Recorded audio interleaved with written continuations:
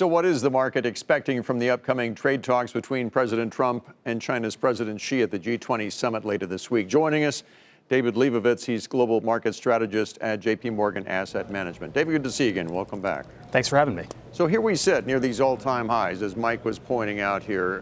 Does that mean that a deal with China is already priced in? We don't get much more upside if there is a deal, and downside if we do? Or if we don't? What do you think's going on here? So I think that this is a little bit of buy the rumor and sell the news. I think that the market's assumption all along has been that we will see a deal done with China.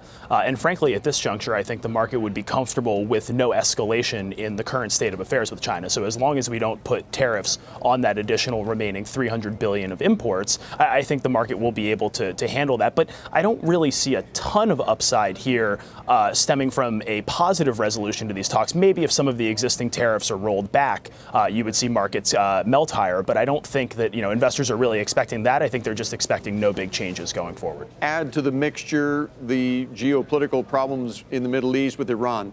Oil had a spectacular gain last week and is up a little bit again today. Gold is moving higher as well. What do you think's going on here?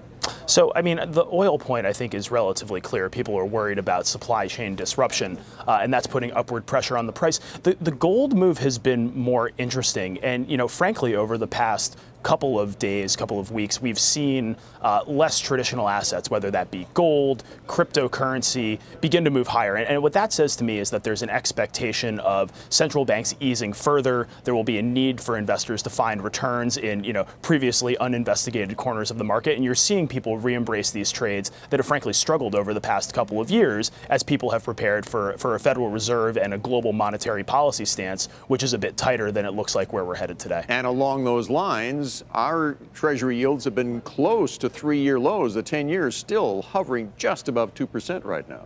Yeah, it's interesting to see that because the stock market and the bond market are clearly seeing two very different things at the current juncture. I think you have the stock market, per our conversation earlier, pricing in some sort of resolution on trade, obviously an easier Federal Reserve, earnings growth, which is relatively solid over the next 12 to 18 months, whereas you have the bond market looking at things and saying the economic data is beginning to deteriorate. There's no inflation no matter where we look outside of financial asset prices. And so I think that this dichotomy between the bond market and the stock market will need to be resolved. But from where I sit, I think the stock market's got this one right.